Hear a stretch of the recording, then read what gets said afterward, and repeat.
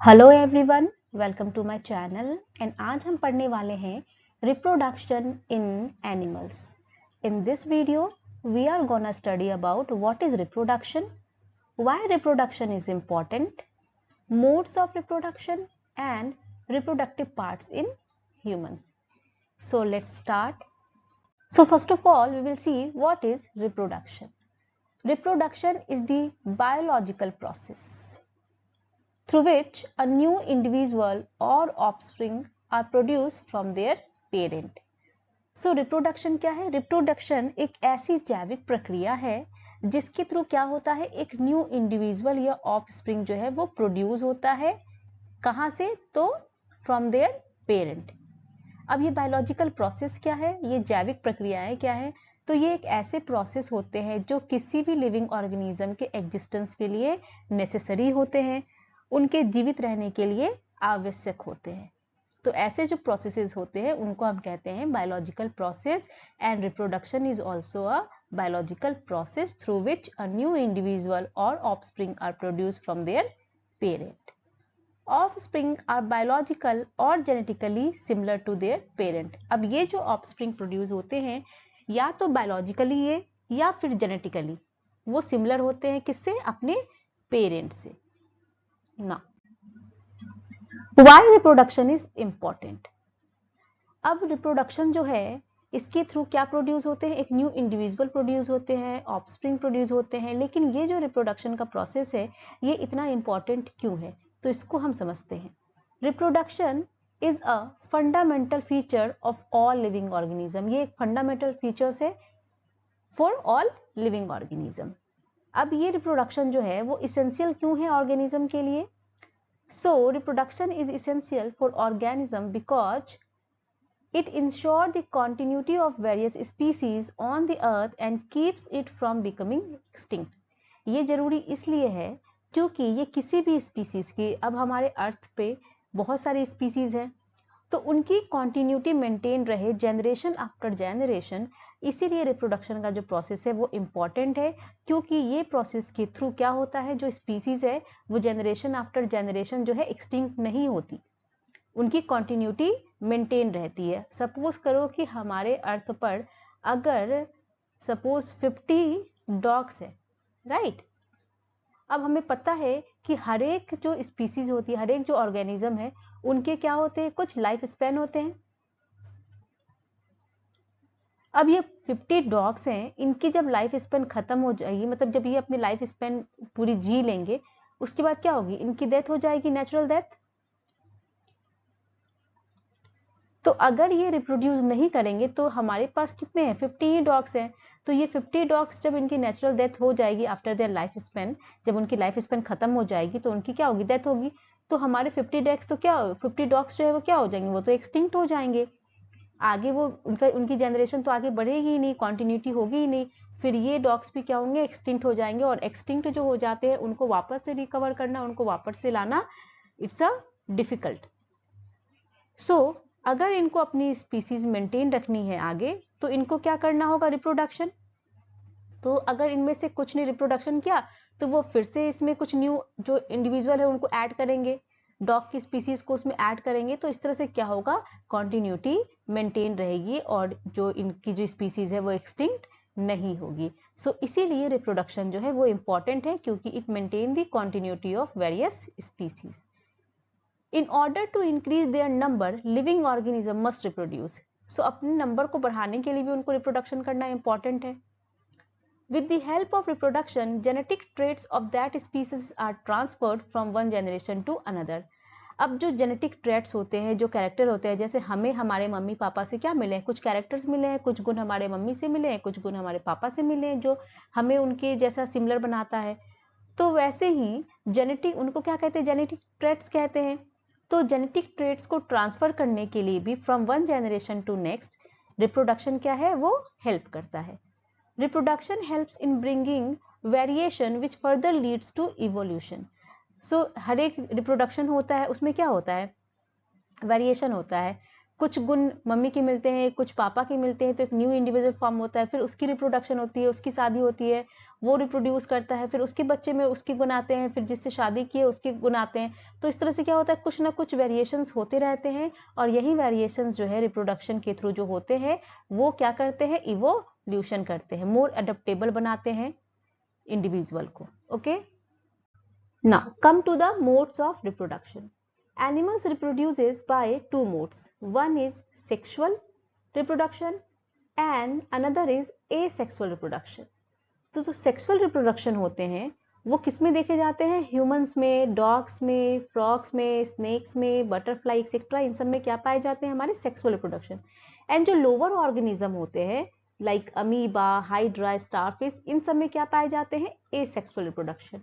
तो ये जो सेक्सुअल रिप्रोडक्शन होता है इसमें बोथ जो पेरेंट होते हैं वो इन्वॉल्व होते हैं, बट जो एसेक्सुअल रिप्रोडक्शन होता है उसमें सिंगल पेरेंट की इन्वॉल्वमेंट होती है।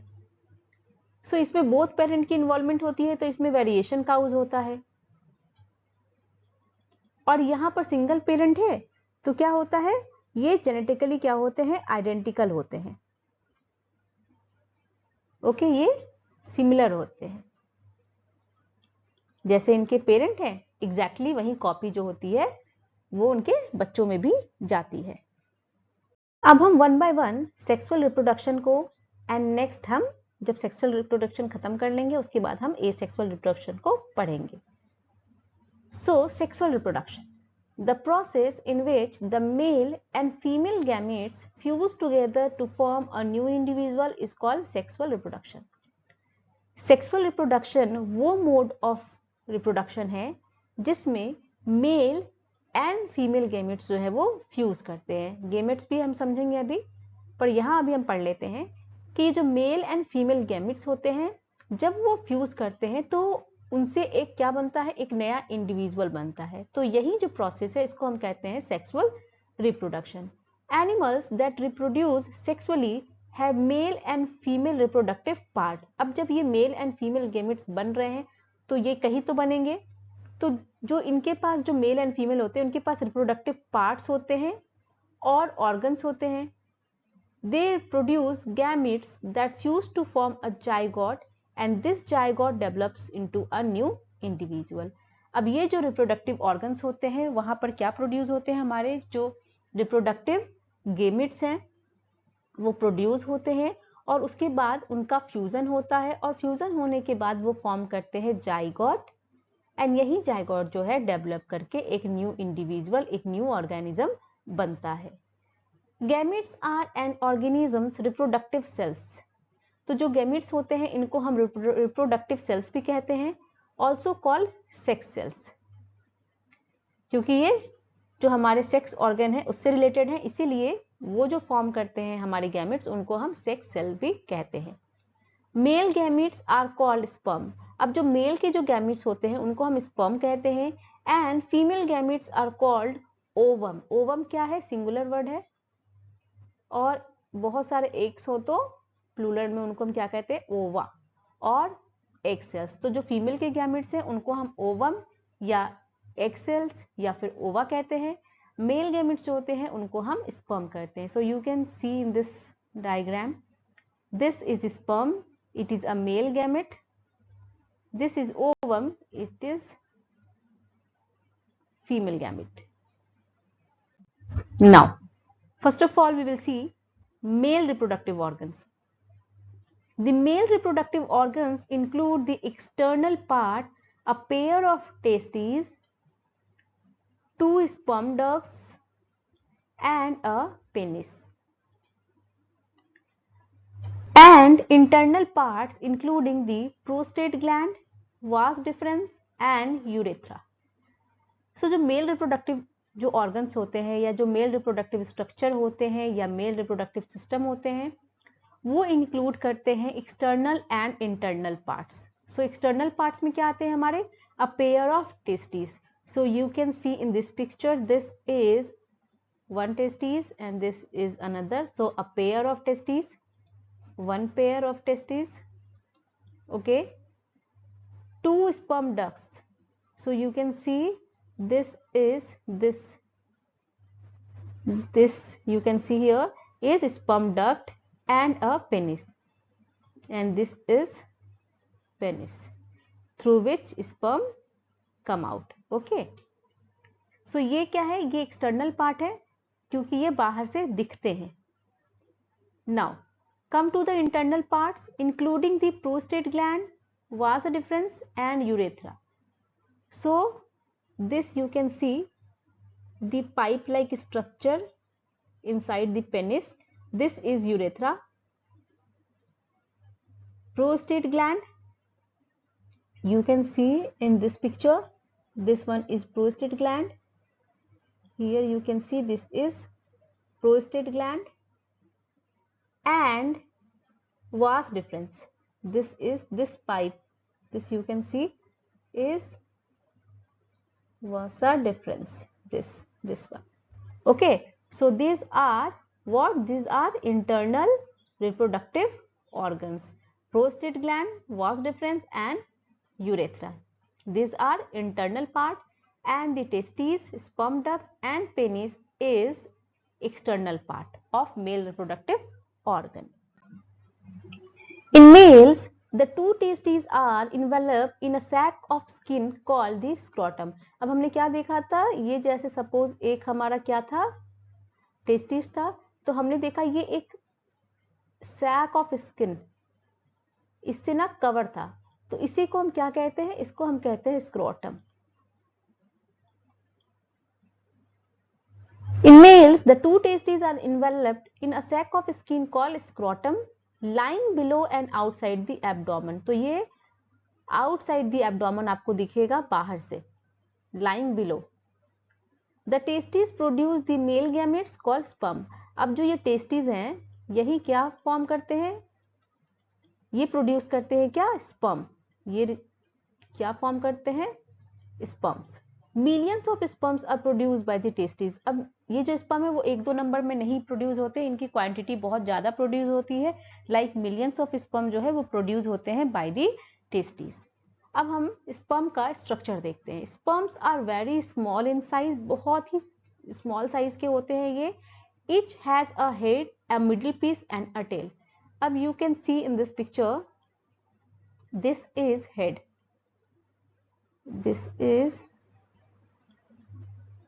this is head.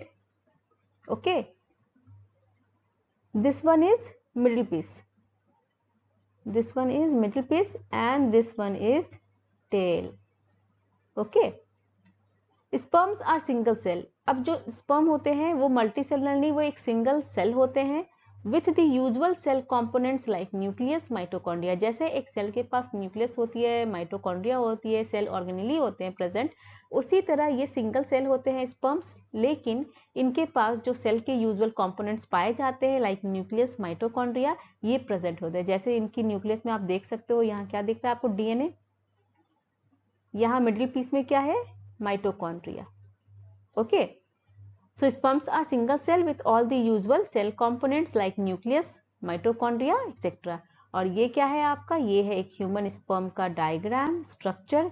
जो ह्यूमन स्पर्म होते हैं वो उनकी जो बॉडी होती है, जो उनका स्ट्रक्चर होता है वो 3 पार्ट्स में होता है, like head, mid piece and tail region. This tail region क्या करता है, उसको स्विम करने में हेल्प करता है, उसके मूवमेंट में हेल्प करता है. Now come to the female reproductive organs. The female reproductive organs are a pair of ovaries, oviduct जिसे हम fallopian tubes भी कहते हैं, and the uterus. So reproductive organs क्या क्या है हमारे, a pair of ovaries. So you can see in this picture, this is ovary, oviduct. This one is oviduct. यहाँ से जो आपको ये duct दिख रही है, this is oviduct या fallopian tube. And the uterus, and this is your uterus, this is your uterus. Okay, so in large view में हम देख लेते हैं, this is ovary. Okay, and this is your fallopian tube or oviduct or fallopian tube, and this one is uterus. Okay, this is vagina, this is cervix, uterus, fallopian tube.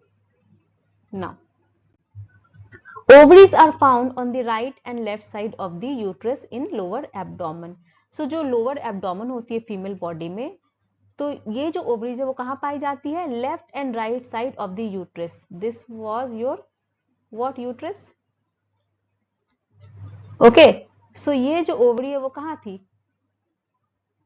Left and right side of uterus in lower abdomen. कहाँ थी ये? Lower abdomen में. The ovary produces female gametes called ova. Ova क्या है हमारा plural? बहुत सारे eggs produce होते हैं तो वो ओवा कहलाते हैं. सो ओवरी जो है वो प्रोड्यूस करती है फीमेल गैमेट जिसे हम ओवा कहते हैं. इन अ सिंगुलर फॉर्म इसे हम क्या कहते हैं? Ovum. Right? Like the sperm and egg cell is also single cell. So जैसे हमने स्पर्म को देखा कि वो क्या था? एक सिंगल सेल था, उसी तरह जो हमारी ओवरी है, सॉरी जो हमारे एग हैं, जो हमारे ओवम है, जो ओवा है, वो क्या है? हमारे सिंगल सेल हैं. In human beings, a single matured egg is released by one of the ovaries every month and released into the oviduct. So जो एक ह्यूमन बीइंग के अंदर, एक फीमेल बॉडी के अंदर क्या होता है? जो मेच्योर एग होता है वो released by one of the ovaries. दोनों ओवरी से नहीं, कोई एक ओवरी से क्या होता है? वो रिलीज होता है. और रिलीज होने के बाद वो कहाँ रिलीज होता है? तो हमारे जो फैलोपियन ट्यूब थे, है ना, उसमें ये रिलीज होता है. जो फैलोपियन ट्यूब है उसमें वो रिलीज होते हैं. यानी कि जो ओविडक्ट है हमारे, उसमें ये ओवरीज जो है जब एग मैच्योर होता है वो रिलीज होता है. किसमें? ओविडक्ट में. Uterus is the part where development of the baby takes place. अब ये जो यूट्रस है, यहाँ पर बेबी का इम्प्लांटेशन, जो जायगोट होता है उसका क्या होता है? यहाँ पे इम्प्लांटेशन हो जाता है और यहीं पे बेबी जो है उसकी ग्रोथ और डेवलपमेंट होती है. कहाँ पर? तो इन यूट्रस.